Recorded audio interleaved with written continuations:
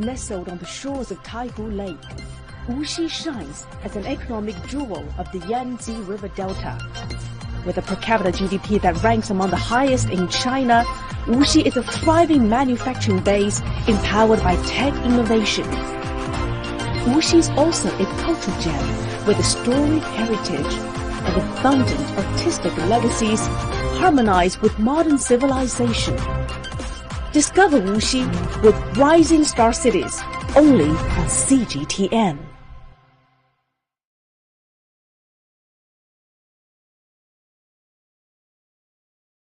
Everyone, this is a special live stream coming to you from CGTN, and we're coming to you from Wuxi in East China's Jiangsu province. This place is called the Nianhua Bay, and it's a Buddhist-themed resort for people to come to relax, meditate, and savor this beautiful scenery of Wuxi.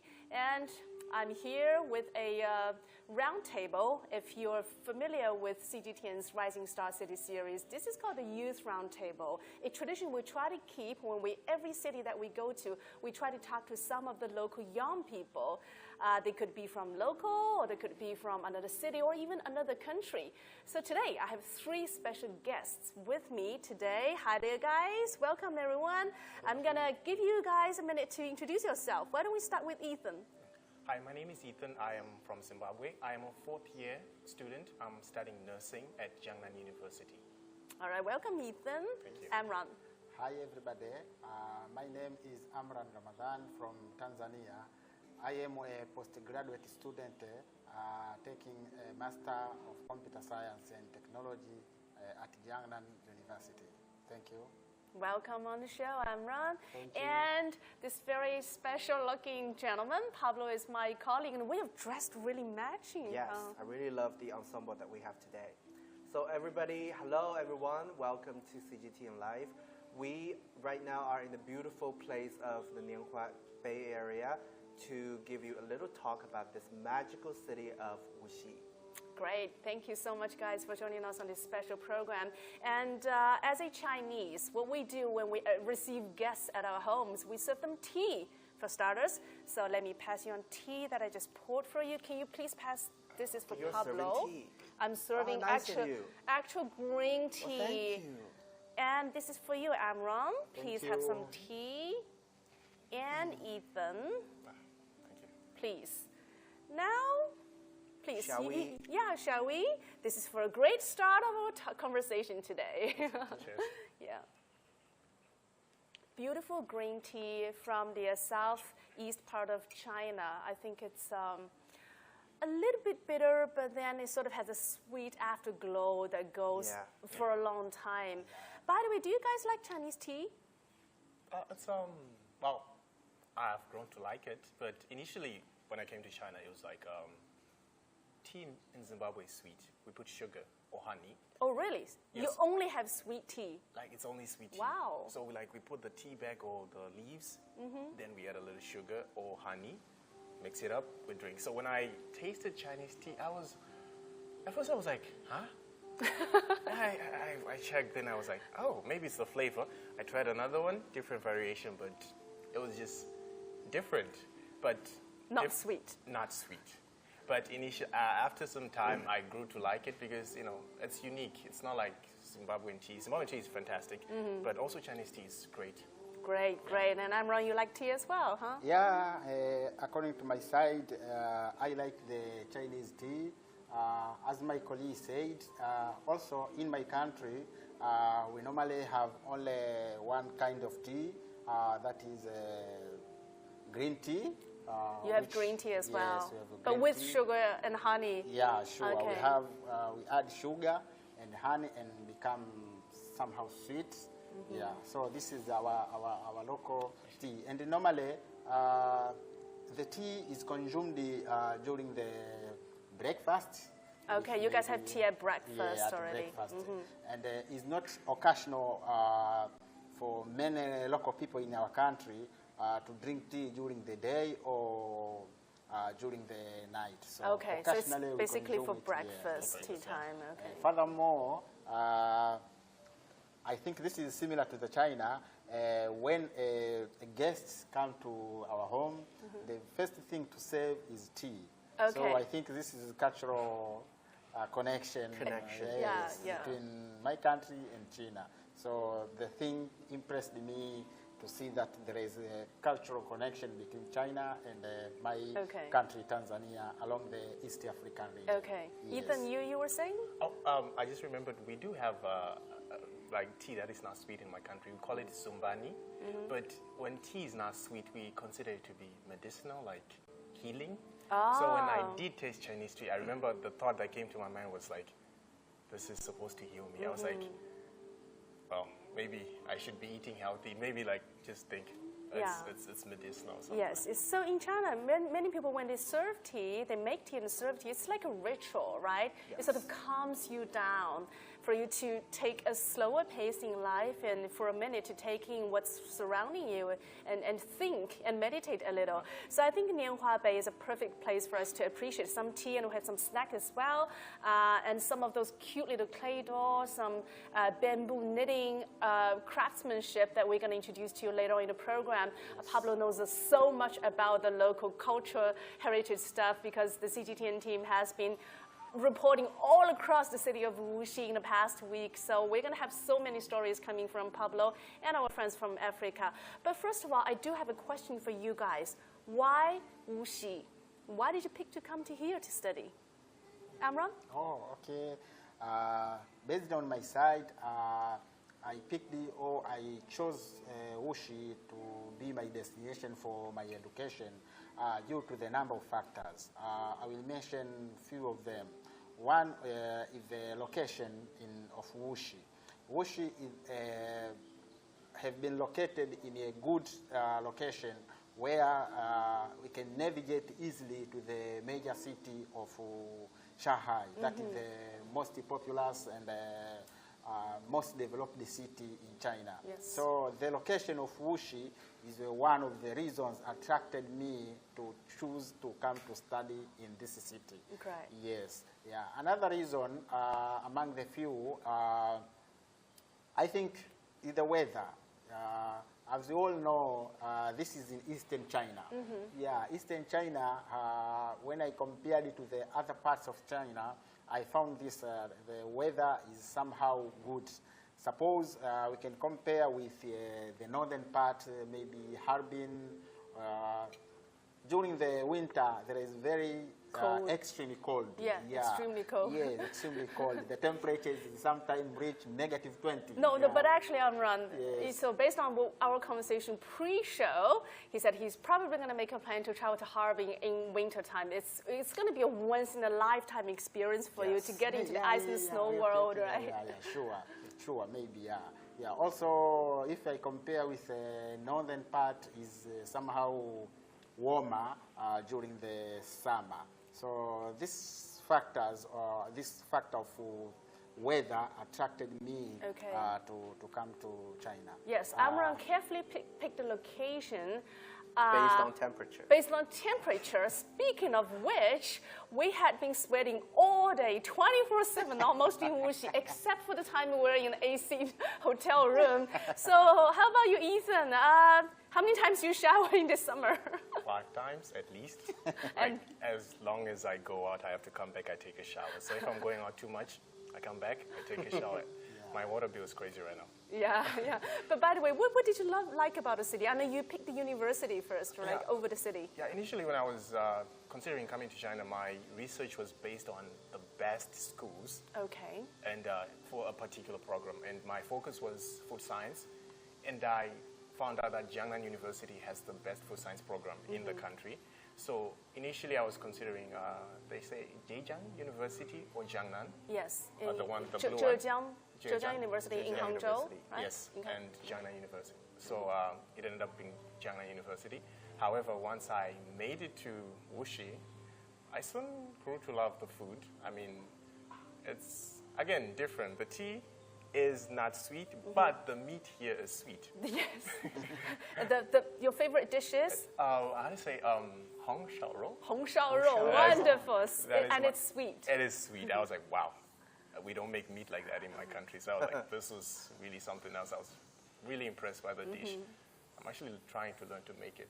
You should definitely. You guys can cook actually in your dorm, right? Yeah, we do cook. Okay, We do you cook. have to learn that because you're going to miss it if you leave Yes, I Wuxi, will right? definitely miss By the that. way, Pablo, do you like the sweet meat? Hong shao rou? Well, actually, I'm not a big fan of sweet things, but here when you have this kind of outfit and you're standing in front of this beautiful scenery behind me, everything just tastes better. Like when I have the sweets, it was like, oh, it was not too sweet. It was not too greasy. It was like perfectly sweet. This kind of texture in your mouth. Just like something that is right there in front of me. It's like, A peach. I just cannot help myself but to recommend this one. Okay. Have you guys tried this one? The peach, right? It's I a think everybody honey has a peach. peach, right? But this one is called Qiaoshen, great, honey yeah. peach. It was like the hometown of the sweet peach. And I tried it, and I went there. I picked a peach from a tree, and I tried to enjoy the tree with various ways. Like normally we eat the fruit, like we eat it, but sometimes you can just squeeze it. You can squeeze the juice out of the peach. Wow. Put in the With cup your hands? and drink it. Wow. Yes. And the smell, you can just smell that. Yeah, I can even smell from good. here.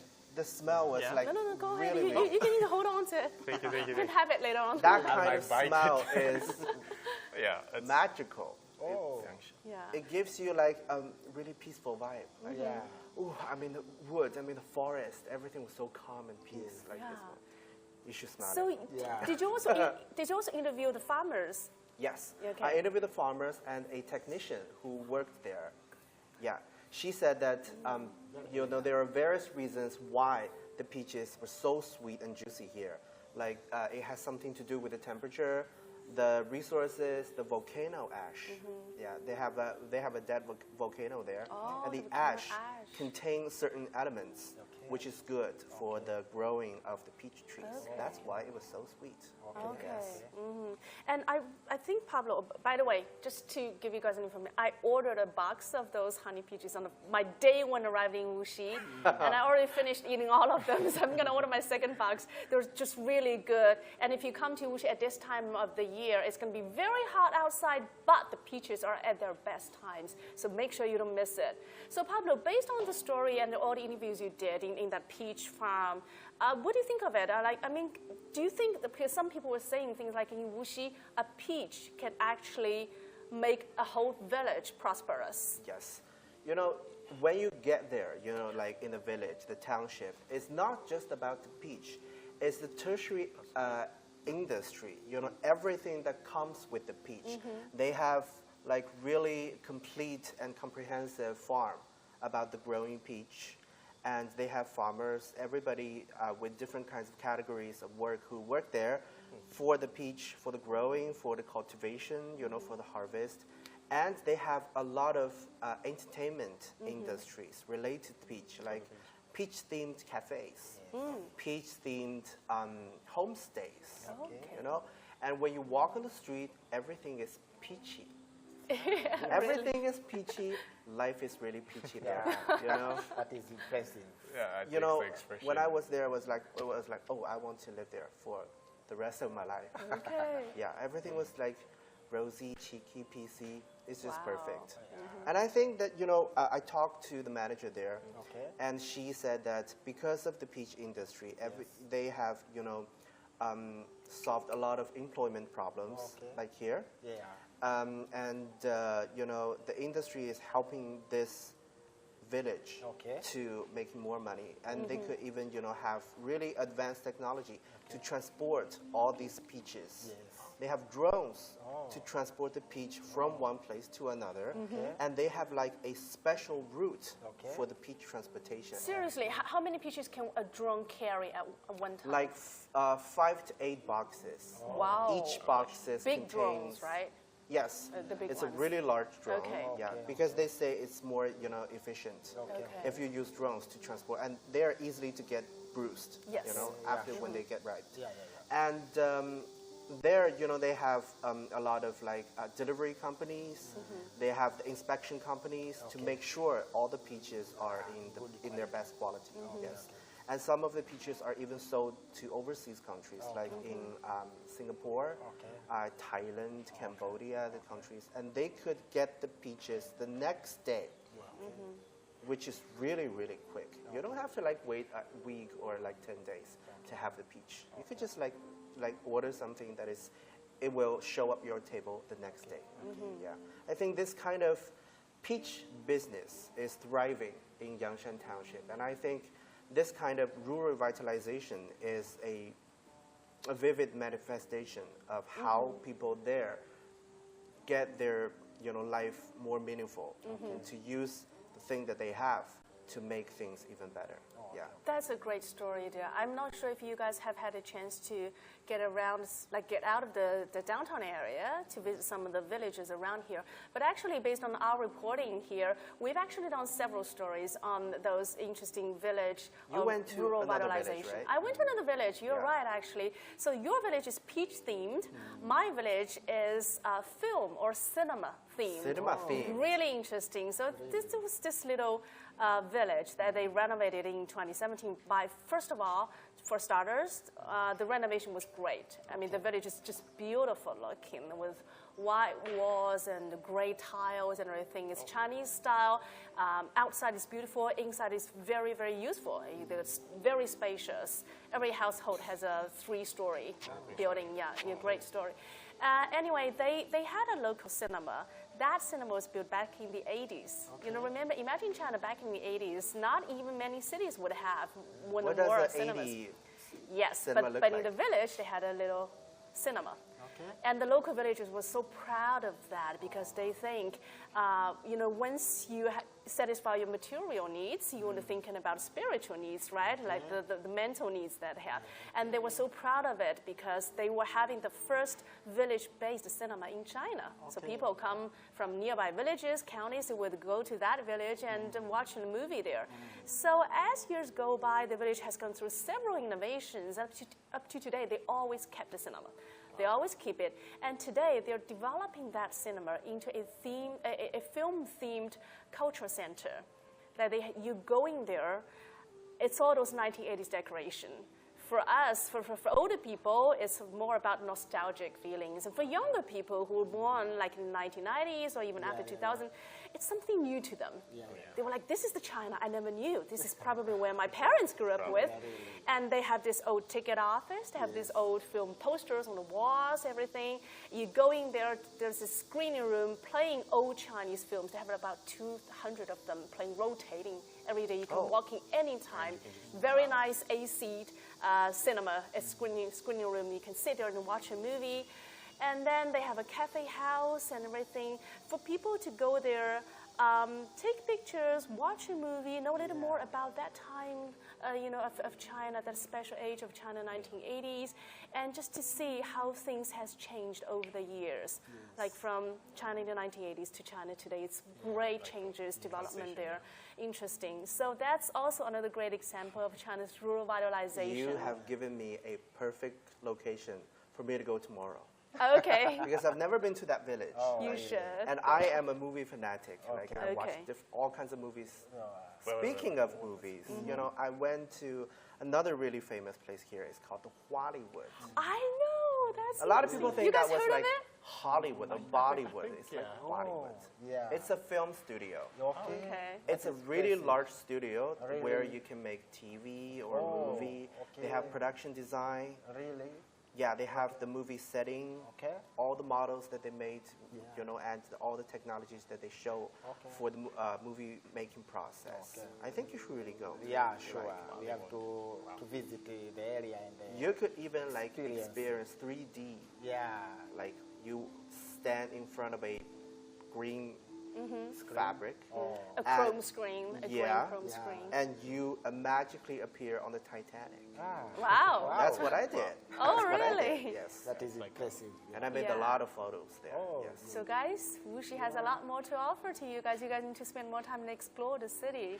I want to know the old cinema village. I forgot the name. It's called Tancun.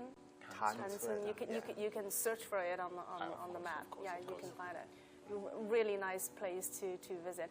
What they do is for villagers, they find one theme for one industry and expand on it, on the foundation of that. And speaking of tourism, because everyone wanted to be a star once in a while, or maybe just for once or twice in a lifetime. So Hollywood is a great place. You can go, put on a Chinese costume and put on a hanfu like Pablo has You know right what? now. I will lend my outfit to you. Yes, for sure. yes, yes. Go tomorrow. Yeah. Standing from Hollywood, you feel like you're a king. You know. Be a king. Try to be a The king. king. By the way, are there any other cultural places you guys have explored in Wuxi, around Wuxi?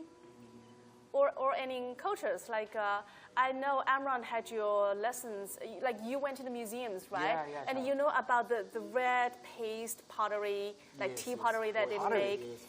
And we have those clay figurines that you guys know about. So these are the ones. Time for me to actually ask you the question, Amran. Yeah, sure. What are the names for those famous clay figurines? I see. Yes. It starts with A. I see. I see. I see. I see. That's one. That's the girl, and the boy is. The boy. I used to forget. Also starts with A. Yeah. Afu. Afu. Afu. Yeah. This little one's here. Yeah. For reminding me. I Yes. don't forget. Yeah. Afu and Afu Ashi. and Ashi. Fu means fortune. She means happiness and joy, and they're probably the most famous clay figurines in Wuxi local culture. These two are the most famous ones. Yeah. Among all the other kind of clay figurines. And in the case of these artifacts and the cultural devices, so suppose I go to the museum where you can use the clay to make any kind of shape, such as pot. You made that? Yeah, I go to one of the museum in Wuxi where I use the traditional clay, yes, to make maybe a pot, a cup, every kind of shape you need, yeah. What did you make? Was it successful? Yeah, yes, I successfully Okay. did it, yeah. Are I you have using it? The clay. You're Can using you the cup that actually you made. use the cup that you Not made? really working. Yeah, but the shape is perfect. Okay, okay, in but, perfect shape. I think I'm not using it, but I'm using it for just as to see it. Yeah. Okay. Yeah, I can view it, and but rather than using it in the daily activities. Okay. Yeah. So it's very impressive. Yeah. Okay. Yes. What about you, Ethan? What are the cultural activities that you have taken that involve you to getting to know more about the traditions of Wuxi? Well, I have gone to Huishan ancient town. Huishan, ancient town. Yes, ancient there's town. an ancient, beautiful place. Yeah, it's a beautiful place, and normally I went with my friends this last holiday. A lot of people there, and it was just you just get to see the infrastructure. Like, it's not modern like in Shanghai. It's just like the buildings, the traditional gardens. Exactly, Yeah. something like that. It was just well, my friend had to do a lot of explaining, but it was a different experience. I found that just preserving such a site and just the environment there was really amazing. Yeah, and learning how to cook Hong Shao Rou is also a good way It's something. to preserve a Wuxi tradition. Yeah, just to let our audience know, because as we walk around Wuxi over the week, Pablo, we have noticed that Wuxi is a city that blends old and new so well. Like, you walk along the old waterway, the old town area, and you look up and you see those skyscrapers in distance, and they somehow merge together in perfect harmony. Yeah. And for people as well here, you have those, modern office buildings. You walk in, you go to work, but then after work, it's just easier for you to go to the waterways, find a little nice restaurant or a little nice traditional local pub, and just enjoy your nightlife there, right? Yes. Yeah. It was like, when I walk on the street of Wuxi, it was like there are architecture everywhere, Asian architecture, but there are also advanced technology that is thriving in every corner of this city. Like, you could just enjoy the technology and also enjoy this Asian vibe and atmosphere simultaneously. Yeah. Yeah. It's This kind of thing is not something that you will experience. Yeah, sure. often, right? Right. Yeah. Now I think it's time for me to give the floor to Pablo because he knows so much about the local culture and the cultural heritages now because of the reports that you've been doing. So there are some examples here on the table. Which one you're gonna introduce us to now? First, I want to, since we've talked about Hong Xiao Rou or like the food, I have to like recommend this one. Okay. This is kind of a dessert or like sweets. Okay. Like, yeah, this is a traditional sweets from Wuxi. Okay. Yeah, you can see that the production, the making of the sweets is really, really exquisite and delicate. Okay. Like you have to like have fish. Yeah. And it was not two-dimensional. It was actually three-dimensional, you can see that, right? And this is sweet food, so I think you will like it. Yeah, Okay. sure. And they have like different kinds of themes. Sometimes you can make it for animals, flowers, vegetables, anything that means good luck in the Chinese culture. Okay. Yeah, so I think you should try it. Yeah. Go But ahead, it was guys, like if you too wanna try pretty some. to eat it, I think. Okay. And they're perfect to go with Chinese tea. 'Cause- yeah, you can go with some. Yeah, And sure, tell me sure. how. If you guys what it want more tastes like. tea, just pass down Oh, your more tea, teacup and I please. can More tea, please. Thank look you. for you. Okay, there you go. Okay, don't mind if I do. I'm gonna go pink. Okay. I think You it's go Go fish. ahead, go ahead. Would you pass this on to Pablo, please? Thank you. And this is for Amron. We're going to keep the tea coming, guys, so make sure you enjoy the snacks. Yeah. You good? How cheap? A fish cake, How this cheap? fish, peach, really lotus, and lotus. I Okay. actually like the attention to detail. Like they really, they really put so much effort into Right? it. Yeah. Yeah. I mean, you can actually see You the can even fish, see the eye. the scales. The Yeah. scales. The scales yes. and the color, the difference in color tone. Like, yeah. You know, I talked to a shop owner of the dessert yesterday. She said it would like take 3 to 5 hours just to make one of these kind of desserts. Really? I That's was 3 like, hours that work was like, there. That was like time consuming. You have to Eat like it more slowly, it's spend 3 hours 3 to work there. 5 hours just to make one. But they say it's the craftsmanship that matters. You know, Yeah. like they say that makes you patient when you have it. Yeah. Okay, You want to try for one, me? Pablo? Yeah, I mean, craftsmanship is definitely one theme because people, they cater to the details in whatever they do here, right? We see those, for instance, these bamboo knitting little ornaments. They're made of so much details. If What we is can get that? a closer shot. Is that like accessories? I think it is. It's just like an accessory. It's something that you can hang on your phone, on your bag, or maybe around your curtain at home. Yeah, in your car. Yes, you know Chinese people like hanging something in front of their car, everything. And then I think there's another bamboo knitting little thing there. What is it exactly? This is actually like Is a it little lamp? cage to keep the small insects that you have. Like some people, they keep the insects as pets. Oh. You know, and they put them inside of this kind of cage because it's light and it's easy for the insects to live a little bit longer. What's the material? Made This Bamboo. is entirely made by bamboo. Oh, bamboo. And You yes, have it in your the hand. waving is entirely made by bare hands. They don't use any technology, just use it with their hands. Oh, okay. So Also it's time handcrafted material. Yes, Yeah, and I think this kind of craft is something valuable for us to, Yeah. Sure. Yeah. to know, to inherit, to make it more better. Yeah. Sure. It's just, people have to use their imagination to be able to work on actually, stuff like that. And a lot of time and effort to spend on. As we say in Chinese, it's not hard for you to do one small thing, but it's hard for you to do small things all your life, like all the time. Because you go to all the details. See this Chinese philosophy. Just everything goes with everything. So what about you guys? Tell us a bit more about your school life, like in school, the activities you guys take, how you make friends with here, with the local people. Yeah, the guy. Okay. Yeah, you can go ahead and finish your cake, and I'm then we can focused on go into this the and finish. calligraphy stuff. Yeah. Based on my side, I normally make friends and with the local and the Chinese college colleagues. Suppose in my side, I'm working in the lab where I work with other Chinese students yeah, in our laboratory in the university. And this gave me opportunity to interact with Chinese or students who give me to know more about the culture and attitude of the people in China and specifically here in Wuxi.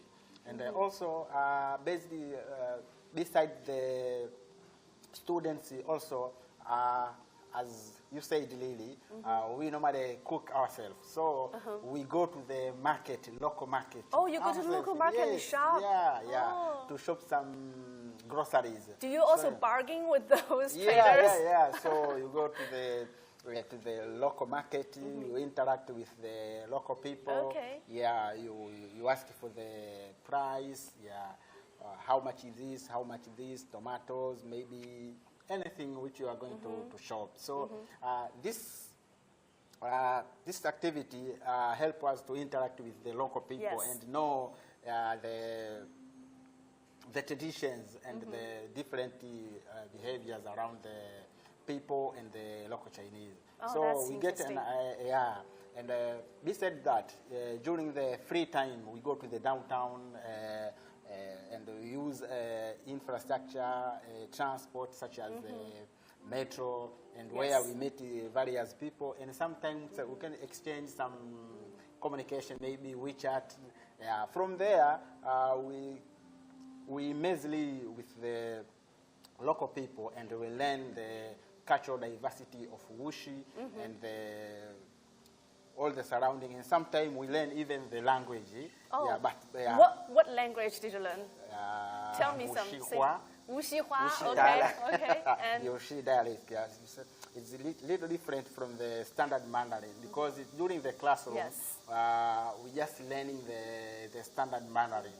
But as we know, Chinese have different dialectics. Yes. Yeah, so sometimes a word can be different from which you learned in the classroom. Yes. And you experience the word in the Wuxi Hua. Yes, Wuxi Hua. The local dialect actually, just for a foreign audience, the local dialects are considered as very soft and tender way of speaking compared with dialects in the northern part of the country or in the southern, or in the west part of the country.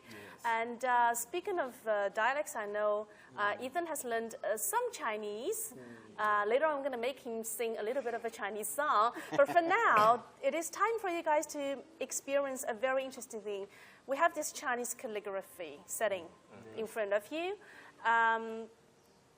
To just give you guys a chance to write whatever you feel like in Chinese or in other languages that you want to show to our audience. By the way, and as they go along, we're going to introduce to our audience a little bit about the history of the Chinese calligraphy. So this is the ink, guys. Can you take a brush? Just sort of dip it in ink. You can dip a little ink. Dip a little ink on the tip of your brush. Okay, so go ahead, guys. Dip. That's okay. You just dip a little. I think you dip a little more. A little more. Okay. Yeah. Okay. Like you can.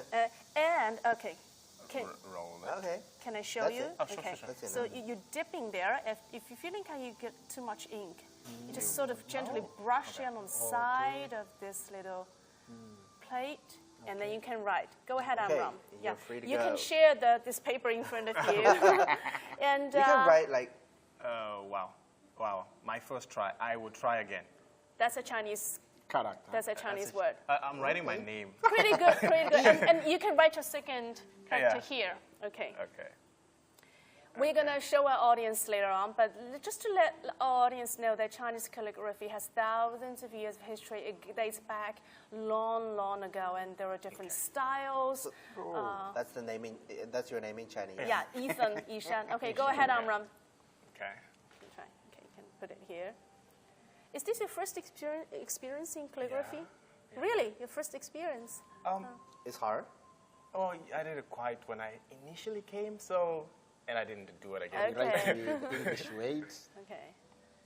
Amran is going to write in... Yeah, in English. English, okay. Yes. It's like painting, right? Yeah. So in China, in a tea house, traditionally, this is when they can drink some tea. They can either write a little calligraphy, because that's also considered as a Zen lifestyle that slows things down. You get very concentrated on one thing, writing Chinese calligraphy. So for younger people, some parents will say, okay, I think my child needs to have more patience in things, and they take them to a Chinese calligraphy lesson. So the child, the children, they need to learn how to draw. That's it? Okay, let's show the audience. Okay, can I have your brush? Thank you. Guys, let's flip over this paper and for audience to see. Okay. So they only used a very small part of the paper with all of the space. We're going to try to have them right on. But this is CGTN, Ron wrote for us. And Yishan, Ethan. That's Ethan's Chinese name. Good effort. Bravo. I really like your Chinese name. Yishan. It's like a hero's name. Really? Yeah. More like a hero's name. I should thank my teacher. Yeah, it's quite a heroic touch in that, in those words. Yeah. Okay. Interesting, really interesting. That's you guys practice those Chinese culture, and now it is time for us to get another test of Ethan's Chinese capabilities. Other than him being able to write his name in Chinese, Cannot wait. Ethan is actually the best vocal on this table. I don't know about, maybe Pablo has a great vocal as well. No. Okay, so Ethan is number one, the best vocal on this round table. And he learned some Chinese songs. He may not know the words exactly, but he has a great voice. So let's clap and give the floor to Ethan, ladies and gentlemen. Now some tea. Oh, you're gonna warm up your your throat. Okay. Yeah. Get ready with that. Okay, you ready? Okay. Yes. Yeah, we're ready. Okay. So story behind the song. Okay. A friend of mine. Okay. She doesn't. The reason why I don't know the words is because she never really says the words. She hums it. Like, So I always ask her, what song is that? So I had to go on QQ, find the song. Okay. Okay, so you ready? Yeah. If you want to cry, it's okay. I mean, Give me some tissue. it's like 你存在我深深的脑海里，我的梦里，我的心里，我的歌声里。Okay. Oh, that's it? Oh. Good. Yeah. So Good effort. So that's the song. But I'm still trying to learn the more words, because there's like a first verse, and it's beautiful. I think it's a really wonderful song. Yeah. Yeah. Do you guys play any music instruments?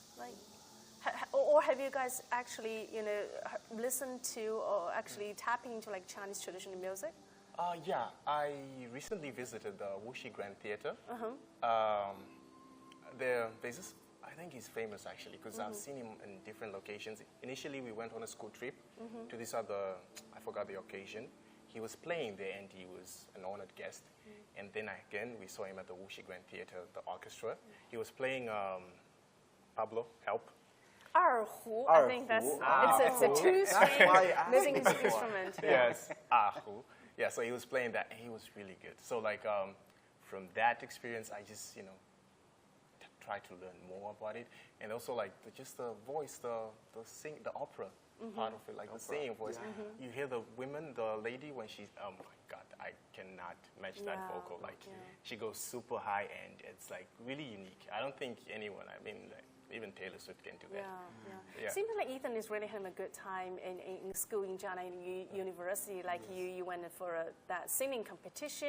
You're in a soccer club. That you play soccer a lot these days. So earlier when I asked you why did you pick Wuxi, you said you actually picked Jiangnan University. What are these academic benefits you think you can get from studying here in Jiangnan University in Wuxi? I think Jiangnan University, for one, I didn't know this initially, but actually the teachers are much more, how to say? Caring? Exactly. Initially I was a bit skeptical about, language barrier and just, cultural barrier. Yeah. But as soon as I entered the class, because, he shared how he got to know the city. For my experience, as soon as I arrived, because I did not arrive my first year, I had to wait online because of COVID. So I did a little online study. So when I came here, after the borders opened, I didn't know what, I was just now thinking maybe China will be different after the pandemic, and I was a bit skeptical. But as soon as I arrived at Jiangnan University, it was amazing. I mean, the first day, my teachers were so accommodating. They understood what had to be done and what I had missed out. And secondly, I'm a nursing student, if you forgot. So Jiangnan University has affiliated hospitals. I think we have 4 affiliated hospitals. So the one that I'm at is, I think, #1, the closest to our university. That one, I feel like the facilities there are high-end. I mean, even in my country, when someone gets sick, you know, we raise money, we send them to China, or yeah, mostly. So like, I just wondered, what is in China? Why do we send people there? So when I started my internship, because now I'm working full-time, no more lectures, just training at the hospital with my teachers. So when I got there, it's the facilities. Right now I'm in the ICU department, and we have a... You do your internship there, right? Yes, I'm doing my internship there. So my first department is the ICU, and we have ECMO device, or ECMO. The ECMO. ECMO device, which is a substitute for the lungs and the heart. Yes. And there's so many other devices like these ones that I feel like if I wouldn't, because the concept you learn, in theory, you read from a book, but I feel like even some schools might not have these devices. Yeah. Because you can see how delicate they are and how just advanced they are. Because you cannot imagine. I mean, you guys should really, you should have chosen nursing. Because when you're there, it's just, you get to see the operation, how it is working. And there's so many other facilities like that ones. Yeah, yeah. I mean, this university-industry collaboration is actually one of those incentive policies the Wuxi local government has rolled out to attract talent and to retain those talents, of international talents as well. So if you maybe in the future you can consider come here and working in Wuxi actually. Yeah. They just make sure that students here in universities, they get good internships and they can work on projects that the university work together with companies, not just in the areas like in medical, the area, but also Wuxi has also burgeoning industries like in manufacturing, in high technologies, and they wanted to attract more talents from all over the country, all over the world even, by having more collaboration projects like that. So you're very lucky, Ethan, you're working in one of the top hospitals as an internship here. Yeah. So, Amron, I know you have been working for many years before you came here to do your postgraduate studies. Sure. So, what impressed you most about your, your experience here, your school experience here? Yeah, sure. One of the things that when I was in my country, I was thinking about the technological capabilities of China. You know, China is developing very fast in terms of technology, specifically in terms of this new technology, we call them artificial intelligence. Yes. Yeah. So China is integrating the highly sophisticated artificial intelligence in all spheres of life, such as healthcare, transport, business. When I say business, maybe we are familiar with this online marketing, the platforms, they are all integrated with AI's, artificial intelligence. So I was thinking why China is taking a very fast step towards this advancement in technology. The answer, I got it when I arrived here in Jiangnan University, when I was integrated into my lab. We call them the National Laboratory for Intelligent Healthcare Engineering. That is the lab where I'm working for. So I come across to find the answers which I was puzzled in my country. Why China is getting so progressive in terms of technology. The reason behind is China is very dedicated in the universities, especially in the Jiangnan, with high-end technologies and facilities to make sure the students and the researchers and professors are working in the laboratories with high-end technology. Yeah. For example, so when you go back, are you going to advise to your boss, we have to buy those facilities, yes, make a list for him? But we will not afford because the equipment are so expensive. For example, my major is computer science. Yes. We have to work with servers, high-end servers and GPUs. The servers, Yeah, GPUs are graphical interface or user interface.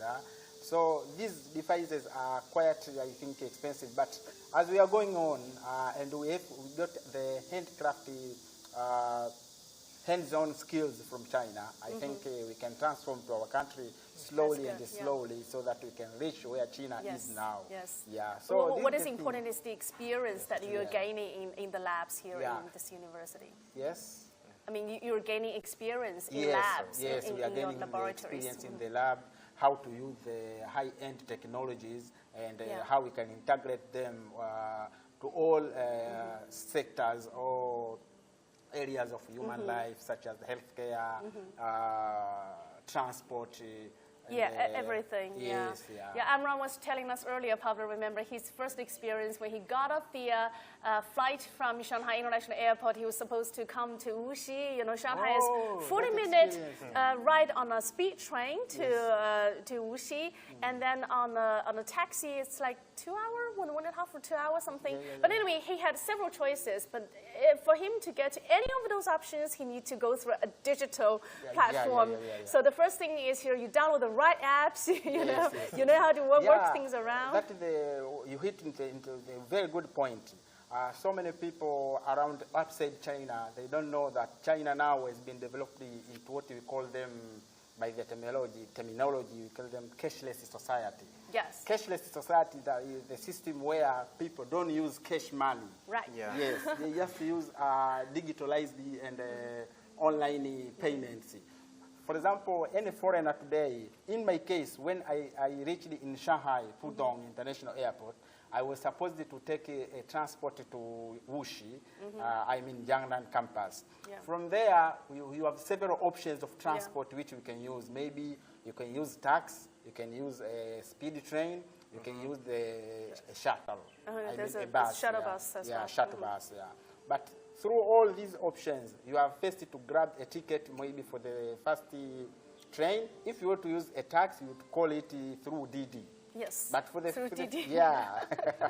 than an app for calling the, like in some countries they call it the Uber. You have to know the right apps to use here in China. And by the way, also Amran told me the other day that he actually took a driverless bus. Yes. In driverless bus. Yeah, you know what, in China, in the big cities and smaller cities, there are demonstration zones for driverless or autonomous vehicles to go around. They can't be, mass-produced or truly commercialized for now, but it's important. So in smaller cities, the driving habits is different from big cities. So in Wuxi, they have a designated zone for driverless bus. You can just book and get on it. That was quite an interesting experience. So based on this digitalized experience, I found that China has made a big milestone toward the cashless society, where people can no longer use hard money. I mean the cash, the bank notes, like or the notes. Cash, Notes and coins. So what this signifies? This signifies that China has made a tremendous steps toward the digitalization. Yes. Yeah. From there, you have to use a WeChat to grab the speed train ticket. Yeah. Otherwise, you cannot manage it. So, all this experience, what I have learned now, I have learned that China has made a significant step toward simplifying the people's daily life by using all their to make own everyone's smartphones. life easier. Yes, you can get around the city with just your phone. Another experience, yes. With all your phone, you can make you can buy anything online now. Yeah. Yeah, through trade platforms, maybe Taobao. Basically, do anything on your phone, right? Yes, You hold on to your You phone, can- not your yeah. wallet anymore. Yeah. Nobody carries a Every- wallet no around. one- I have more than 1 year. I haven't seen a banknote. Okay, Yeah, Amram has even been in China for more than a 100 year. He hasn't seen a banknote. Yeah. Let's show him a banknote. We do have banknotes. Yeah, But a cashless society is just one typical example of China's stride towards modernization and Yeah, digitalization. And for a city like Wuxi in its size, because just to let our audience know, Wuxi has one of the top GDP per capita in China, among all the major cities in China. So that shows the level of development of the city.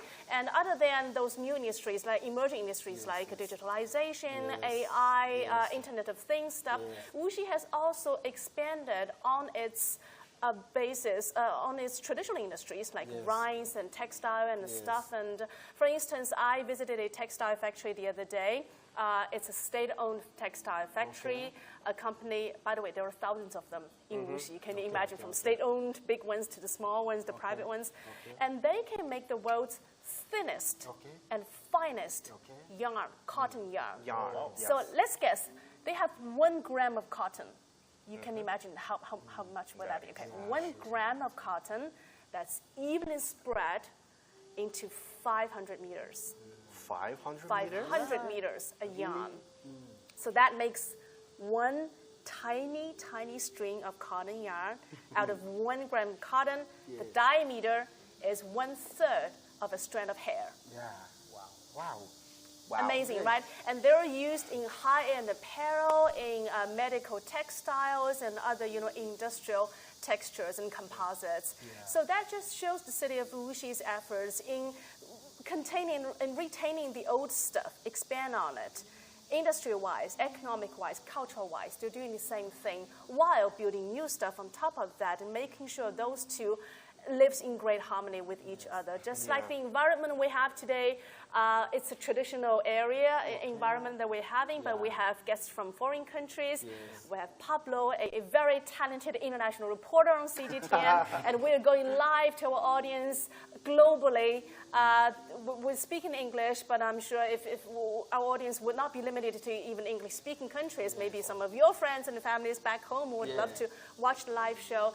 So that just shows something the city of Wuxi contains, a great mixture of the old and new, of the past and present, and that points us to where the city is going in the future. So we had a great talk today. Thank you so much, guys. We can dig into those snacks in front of us. Great, interesting stuff, and I wish you guys have your best time here in Wuxi. Finish your study well, and maybe consider come here and work in the future. The government has great talent policies. Will have the best day left for the Wuxi, right? Yeah, we have so much to explore in this magical city. You're going to the cinema village tomorrow. I'm going to the cinema village, and I'm going to try the driverless minibus. Yeah, you have to do this. So much to do. We've been here for a week, and we still haven't had enough of the city. But just a reminder to our audience here, please stay tuned for more excitement coming on CGTN's Rising Star Cities. We're coming to you from Wuxi. We have 1.5 days to go before our program ends, but then you can find all the videos, all the photos, all live streams online. You can watch them over again, even after the program is finished. And then in the future, we're going to make more stops in China's cities, big and small ones, bring you the local culture. We talk to local residents, business people, even authorities, to give you an idea of this dynamic urban economics in China. So thank you so much for being with us. Thank you so much, guys.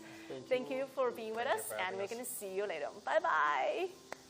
Let me see you guys more tea. Come on. Hey. Okay, I need more tea. Can I have a cup, please? Thank you.